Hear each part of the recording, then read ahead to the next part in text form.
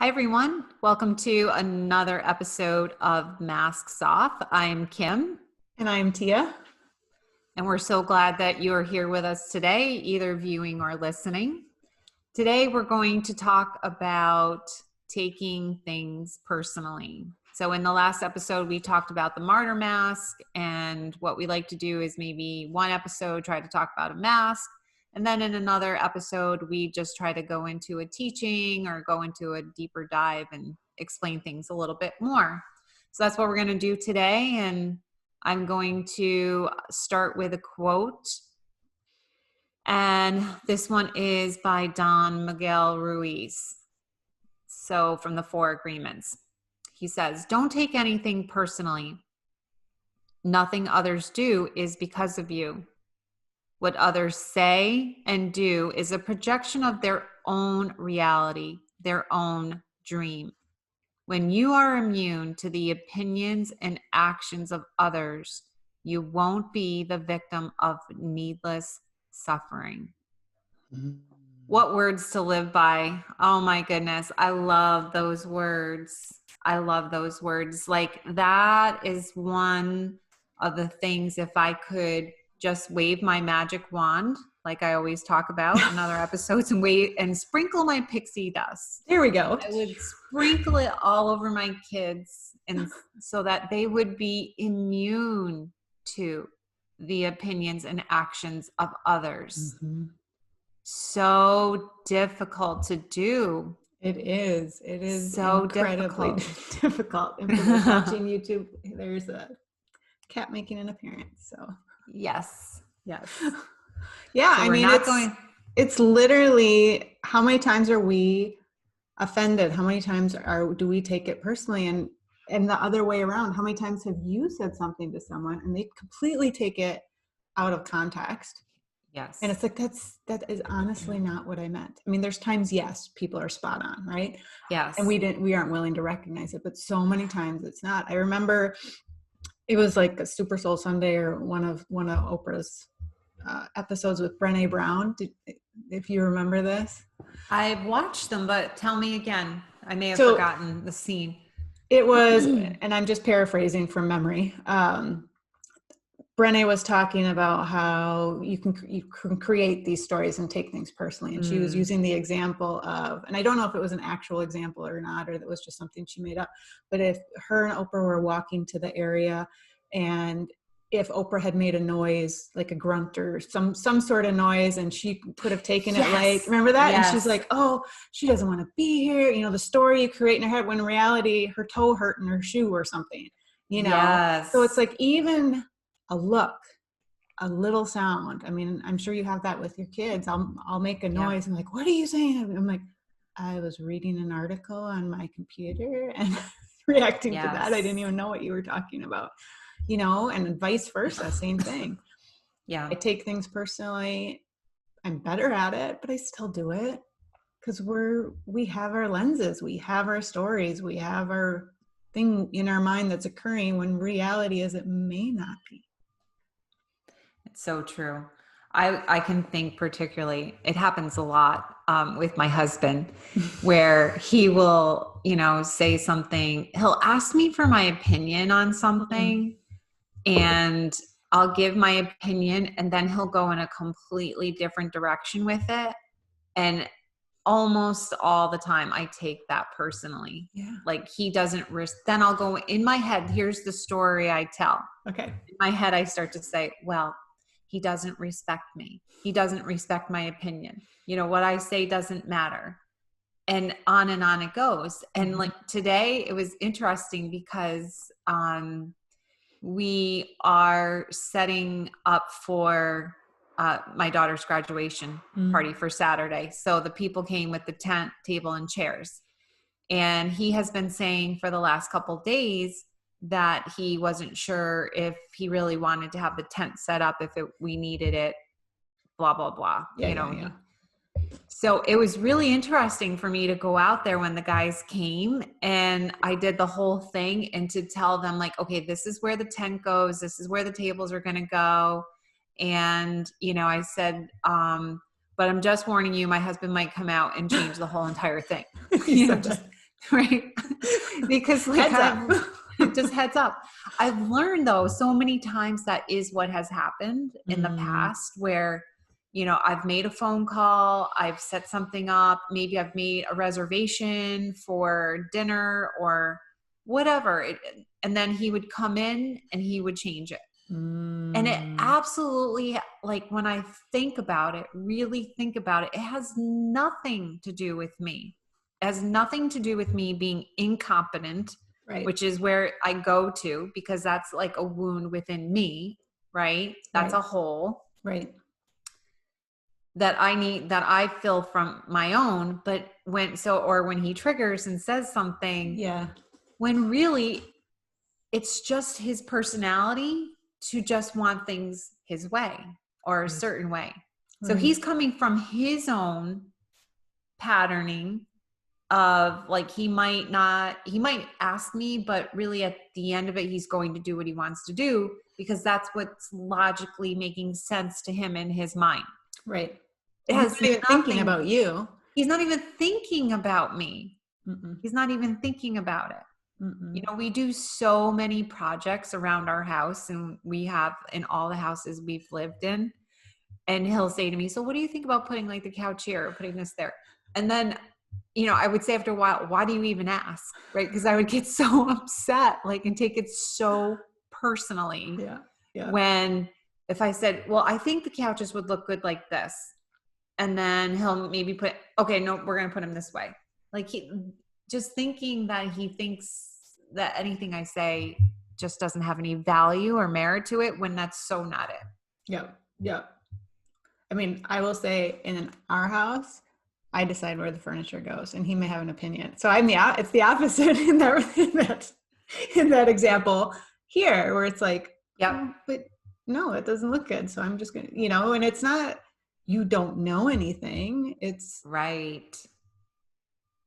It's right. just So an area where like and I am not an interior designer or anything. And there's only so many ways it can go, but like, I'll rearrange the whole thing and he'll be like, you rearranged it. I'm like, just need a little change, but I didn't ask for an opinion. I don't ask, you know, and it's just, I get a bug up my butt to do it and I just do it.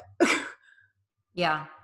So it's the opposite here. It's the opposite. You're seeing it from a different lens. Like you just said, your lens is just like, okay, I just want to be creative or I just want to move things around. I just want to do this. And you're not even thinking about the other person. And that's how my husband is. Like he has such creativity when it comes to like, he's really good at decorating and he really is good at it. And maybe part of me feels like, okay, he's good and I'm not good. So see there again, so many layers to that, another layer. And his mind is always going where he just wants to create. And if I just keep that at the forefront of my mind when he and I are having those types of conversations, just think about the number of arguments that could have been mitigated in the moment, because I would not have taken it so personally. Okay, so I have a question. Yeah, go for it. So, yes, and let's say you really wanted that couch in the spot.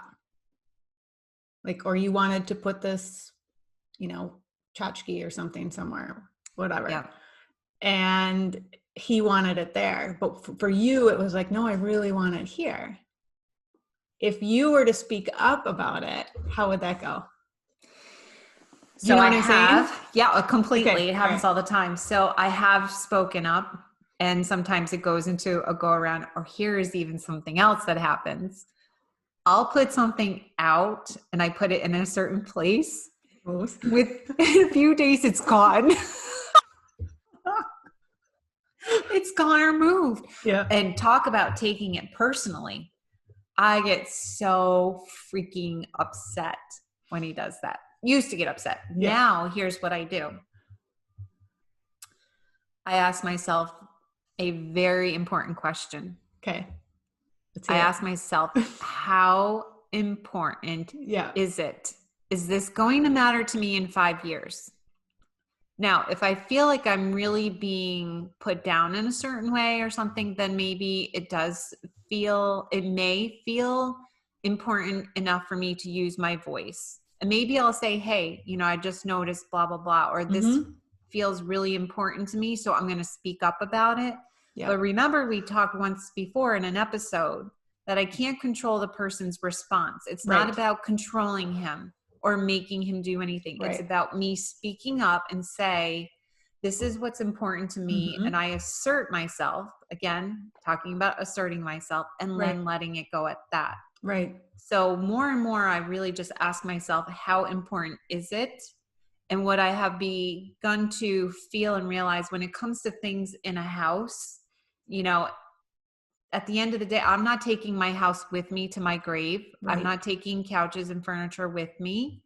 And so it's not that important. Mm-hmm. If something is, then I'll speak up about it. Sometimes with like a vacation, now that's a little bit different, where the same thing, he'll have in his mind where he wants to go, where he wants to stay, when he wants to fly. Now, here's where I will speak up, and here's where it has been different, and I set a boundary. Because he likes to take early morning flights, like 6 in the morning, 6:30 in the morning. And again, that means often waking up at 3:30 or 4 to get to the airport. Right. And for me, that can, at times with having this autoimmune, it can trigger me into a flare up if I wake up or if I'm not getting good sleep. Yeah. So that does have a direct impact on me.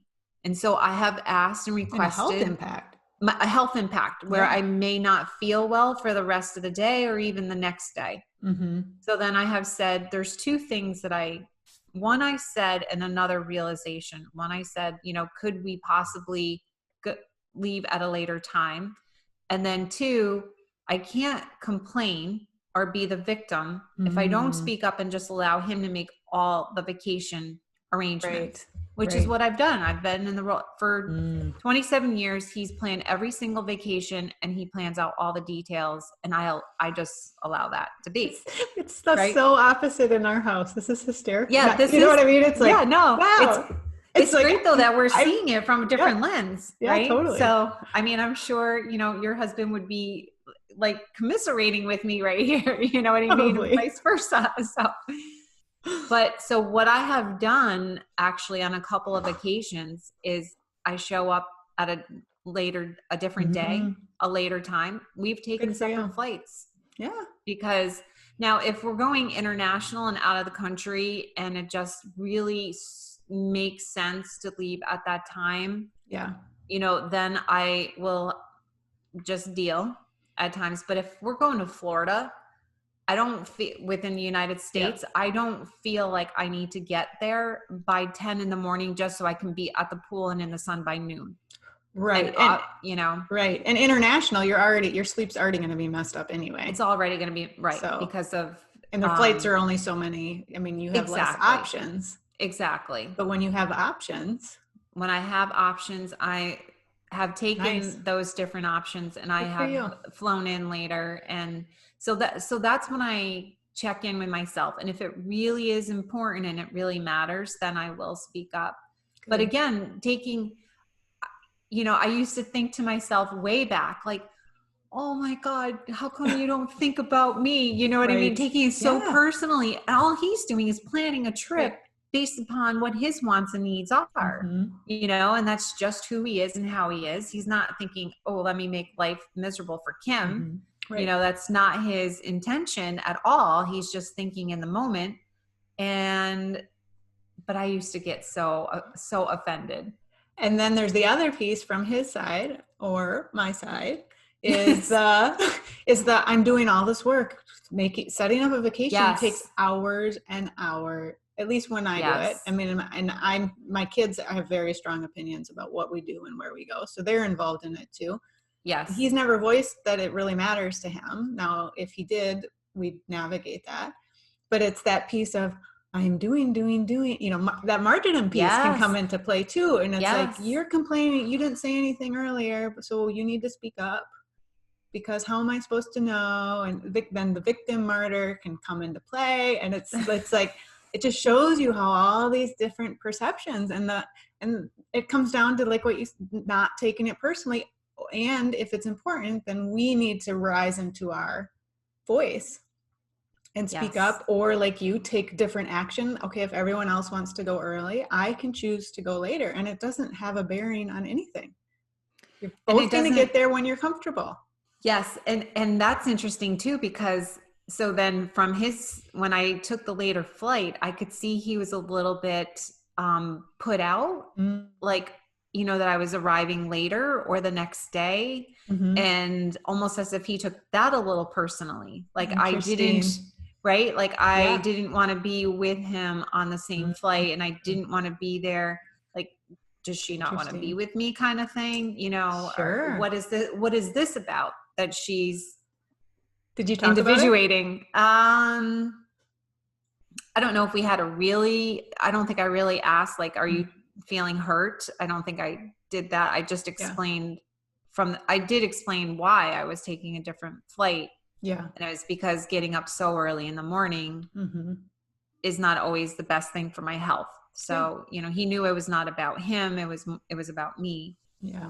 And taking care of myself. Exactly. Self-care. I was taking care of myself. Balance. Yeah. But I will tell you another like big area where I've seen taking personally, where it can be really harmful to the other. Okay. So I think and definitely for myself, I've been here, but I think when we as parents take our kids speaking up to us personally, right? We talked about this once before. When we say the words, when the words came out of my mouth, how dare you speak to me like that? How dare you? That is so shaming, right, to the child, and dismissing their feelings and experience of whatever it is they are feeling. Now, granted, it's not easy, because often when our kids are speaking up, they don't have the skills or the language to know how to communicate effectively. Right. So when they're angry, when they're hurt, because hurt is always underlying anger, right? Anger is a secondary. Anger is a secondary emotion. Underneath that is always hurt. So when they're hurt, it will come off like they're angry, and they may be snarky, they might be rude, or quote unquote disrespectful. You're so disrespectful. You know, how dare you disrespect me that way? You know, you owe me that. Right. All of that. And I don't know. I mean, I certainly wasn't aware of it back before doing conscious parenting. I was so not aware. Of course not. Of how I was just playing out patterns, repeating patterns. And then you throw out that I would never talk to my mom like that as a kid. Yes, I know. Oh, because I didn't. Oh gosh, no, I never did. I was way too afraid to speak to my mother or father that way. I would never. Right. And so, but even still, it's like, then, you know, I just realized, like, now I'm able to, when that behavior shows up, I so don't get triggered anymore, because I know that that's just a behavior, and I'm in a position now where I can look beneath it. What is my son or my daughter really trying to say to me? And let me really hear them and hear their experience, and not dismiss what they're feeling. Because the moment that I would say, you know, how dare you be so disrespectful? How dare you talk? It just completely glosses over and ignores what they are truly feeling. And now now I didn't see them, I didn't hear them, and I didn't understand them. And it's their needs are now unmet. And we couldn't hold space for those big feelings. And couldn't hold space, because I was taking it too personally. Right. Too personally. I think it's so important to highlight that. Yeah, it's huge. And you have the skill set now to do that. I mean, as do I. And I was drawn in for a couple minutes yesterday. I won't go into all the details, but I was drawn in. You know, there was some large, big feelings being shared. And I got drawn in, and then I walked away. And I mean, and I just love my kids. And they're like, "You're going to regret that you got mad." Like, you know what? You're probably right. But it was literally, you know, within 2 or 3 minutes, it's like, okay, reconnect to my heart, feel, Yeah. do all of this. And then we can, and then, you know, it's fine, but it's recognizing, pausing. It's not personal. Okay. And if I'm taking it's personal, then it's all on me. 100%. It is My 100%. responsibility to clean up my stuff. Because it's so true. It's so true. And it's hard when we are not aware that we're doing that. And that's why I feel like it is so valuable that you and I are doing this podcast, because even if it just can help raise awareness just for one person, that one time, one little moment, one little experience of where you see it differently with your child or with, you know, it can make such a difference. It can. And I mean, and you talk to parents, and not just parents, anyone who has any sort of relationship, which is every human being, right? Yeah. Yeah. It's just what relationship you're talking about, friendship, coworker, whatever, that when, you know, but I'll just use parenting just because we've been talking about it. Yeah. And when you think back to those moments, like, you'd give yourself a gold star. Like, I really handled that well. It's because you didn't take it personal. Yeah. Because you were able to meet your child where they're at. You were able to see the feelings that they were having and work through it. And those are the moments, they're not easy, but those are the moments where you talk to any parent and they're like, I rocked it. Yeah. I want to do that again. And so if people listening can do that again, and then you do it again, and then you mess up 10 times, but then you do it again, that's how it gets integrated. And that's how we start to see our kids and ourselves. And that's how things change, because it's inside out. It's such a good feeling when you can do it differently. I'll just share an example, but I'm not going to give details just to protect the privacy of, you know, my son. And so we just had a situation just yesterday and over the last few days. And can I just tell you that I spent 3 to 4 days just going inward and processing all of my own feelings to really make sure, like, where I was triggered, what I was being triggered about, not making it about me, and healing the parts within me. Right. So that when my husband and I had this conversation with him last night, that I came from such a clear space, and my communication was just very direct and spot on and just clear. And of course I was doing some boundary setting and, you know, having some hard conversations, and his reactions were of anger. He did feel defensive, and he was coming back with things that could easily have triggered me. I could easily have taken it personally. Yeah. My husband did take it personally, and he spewed back something that was very hurtful toward my son. And I was able to, because I'd worked on it for days, able to press a pause and say, okay, wait a second. Like, A, that's not okay. And B, just allowed space and said, Ryan, you know, that's not okay. And then just, what is going on? What is underneath? And he just, like, at that moment broke down and opened up.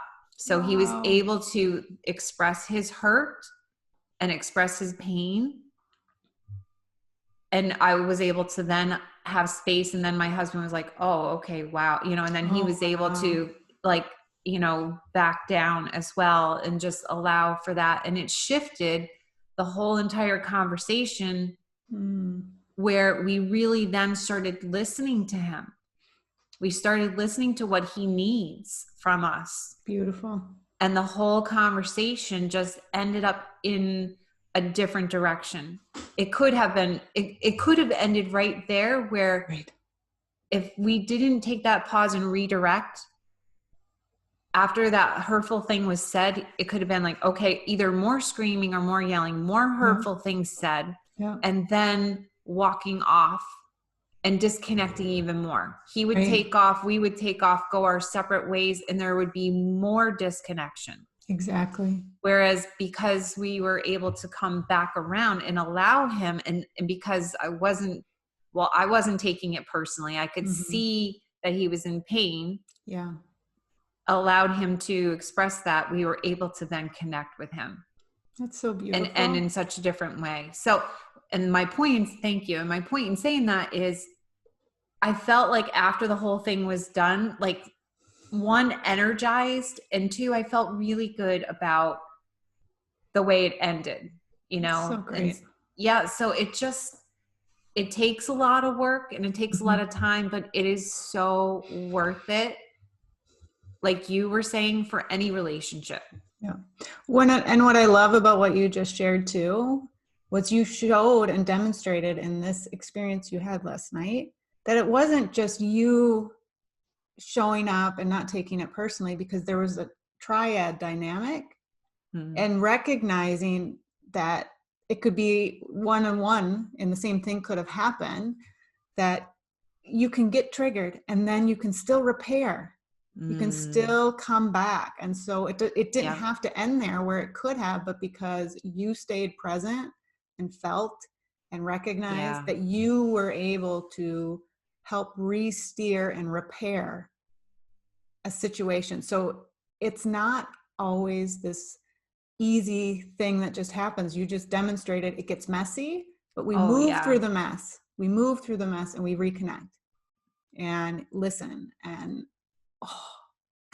what a beautiful gift you just shared with all our listeners. Just that this is exactly what it is. It's not sunshine and roses once you become more aware.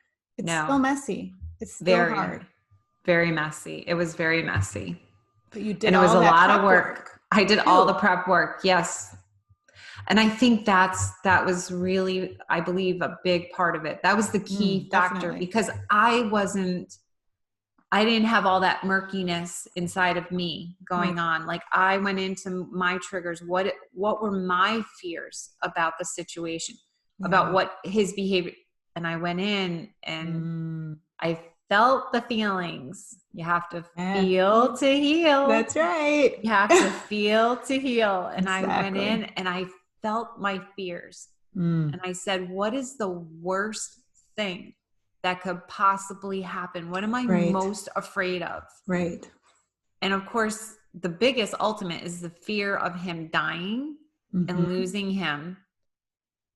And I went into that and I just felt that. And then I was able to come back to telling myself, I have amazing coping skills. No matter what happens, I'm going to be okay. And that was the inner work of re-parenting my inner child. Wow. Because it's my inner child, right? It's our inner child that has those scary big feelings.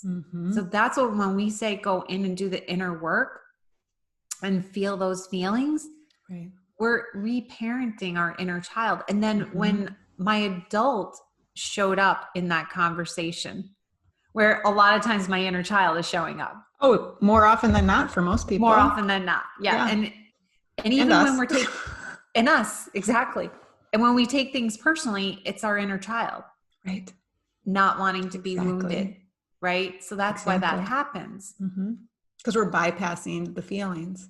Bypassing the feelings. It's too hard to feel. We think it's too hard to feel, but once you do, I mean, it took you, 3 days, you said? At least. And so it just takes time. But if you take the time, you just created an experience last night for the three of you. Yeah. To come together and move forward. Now, does that mean there's not going to be bumps in the road? Of course not. No, there will be. But it means the foundation is there. And that connection and being seen and heard and not rejected because of whatever feeling or something comes up or behavior, whatever it is, I mean, that's life-changing right It there. is. And everyone, just the three of us all felt so much better after. And you could feel that there is more connection. We connected. Wow. All because Yeah. of not taking things personally. I know. I mean, and more, but really, if you can let go of the taking it personally, everything else can fall into place, because then you're able to go within more. Yeah.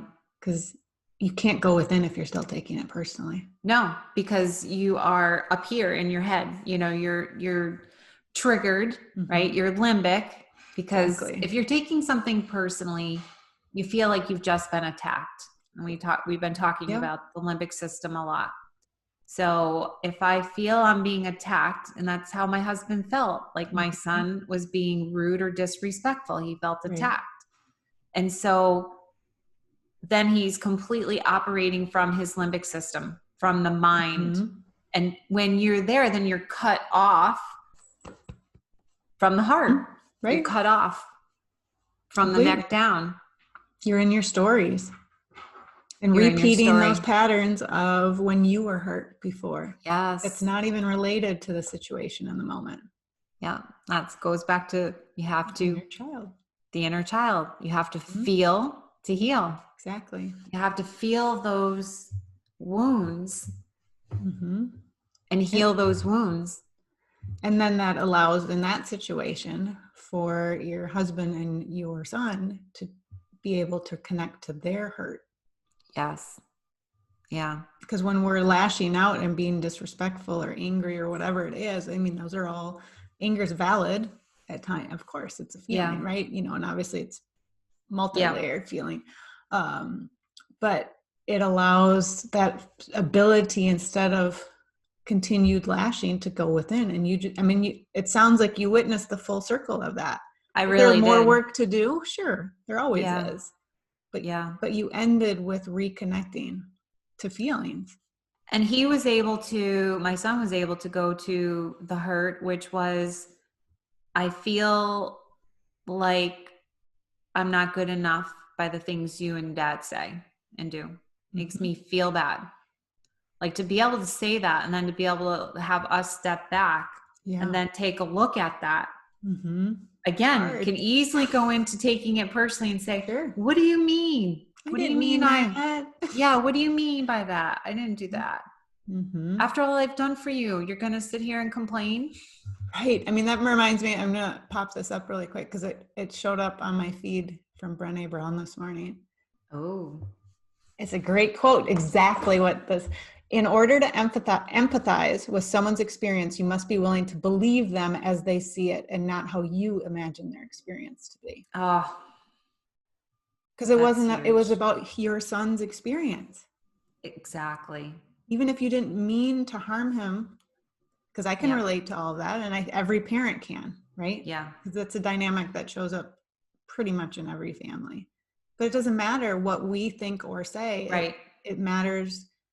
You have to connect and empathize to their the other's experience. Yeah, exactly. Because I think we said something along the lines, or he was saying something, my husband, along the lines of, well, I'm only doing that out of love. You know, I'm only concerned and care about you and out of love. Right. And my son was like, but my experience is that I feel you don't trust that I can do this on my own. Wow. I don't trust that you believe in me enough that I can do it on my own. Yeah. Yeah. And in reality, the way many kids are raised, it's a common feeling. It comes, you know, the whole helicopter, lawnmower, snowplow, whatever you want to call it. Yes. Whatever layer of that we are. Yes. As I shared many times in the episodes, how I would go up and order the ice cream for him and speak for him, you know, all the time. Not realizing that every one of those actions was in a way telling him, you're not capable of speaking up for yourself. So therefore I must speak up for you. Right. I must take care of it for you and handle it for you. because it's easier that way. It's easier. And look at the pattern from when he was little to just now. He's almost 21. Exactly. And that pattern is still there. Right. And we all have our own patterns from our own childhood. Exactly. That's why I love Julie Lythcott-Haim's book, How to Raise an Adult, because she talks about a lot of that. You know, because it is. It's like we think we're helping and it's out of love.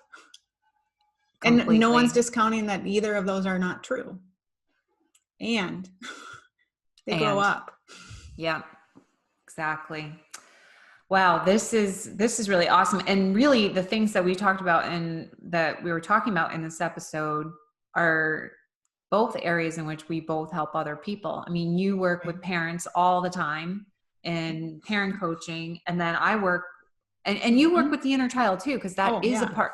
That's a part of what you do in conscious parenting is you help parents to see the inner child and see how reparent themselves. And reparent themselves. Yeah. Yes. And then I go into limiting beliefs, old negative thought patterns through hypnosis and help people to undo that. And you access the subconscious. Yes. That in talking things through, we can't always access. Exactly. And then how to change that's important, right? So it's getting to that root. To the root underlying cause of it. So it all melds together and it's such important work because, you know, and particularly in relationships, because we're shifting the world. We're not, it starts with you, but it ripples out. And when you're dealing with the next generation, that's going to influence the next generation and the next generation. I mean, the more we can break these patterns that we have had for generations, the more we're going to help. I don't know how true it is or not, but I did hear energy worker say once that when one person, like if you do the inner work and you change patterns, that it can have a ripple effect for 3 generations forward. I believe and it. 3 generations back. I don't know how the backwards works. It'd be interesting to understand that. Just to think that even 3 generations forward, not only my kids, but my grandkids and my great grandkids can have a different outcome or a different path from just the work. I wonder if the backwards piece, and I don't know, I'm just guessing, is because we're shifting our DNA in our epigenetics piece. She was speaking about genes somehow, but how does that go backwards? I still don't know. It's okay, hold on, I gotta think about it. The science in you, the engineer brain. Yeah, science brain? Exactly. You know, so we were in our grandmother's womb because of the egg in our mother. Yes. So that's our generation, our mother's generation, and our grandparents. So that's 3 generations, including ourselves. And so whatever our grandmother, and I know it goes back further because our grandmother was carrying her was carried in her great grandmother. Yeah. You know, so if that's imprinted, that trauma is imprinted, that pattern is imprinted in our DNA. And I am not speaking from expertise. I'm just thinking this out. So don't take this, who's ever listening, do not quote me on any of this, and do not take it as gospel. This is not Tia's work. No, I'm just guessing. Yes. Interpreting. So we have our grandparents' stuff in us, right? Yeah. That trauma, that, you know, because that's been proven epigenetic wise. Yes. That we carry that. So if we're healing it today in us, we're healing it from before because we're breaking that pattern 3 generations ago or 2, whatever it is. And so moving forward, then it makes sense because, you know, it's passing along. So it comes back, you know, like, I mean, Dr. Shefali's 1 is a million, right? Yes. Yes. Yes.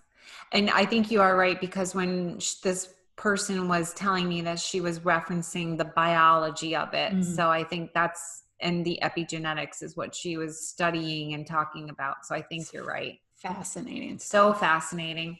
So empowering to know that. Yes. You know, just by taking the time and doing the work, it's definitely made a difference in my own life and how I feel and how I show up. Right. But to think about the fact that it can help so many. Mm-hmm. And again, if you and I through this podcast and YouTube, if we were able to help one person, reach one person, right, and they make changes, mm-hmm. how that ripples out.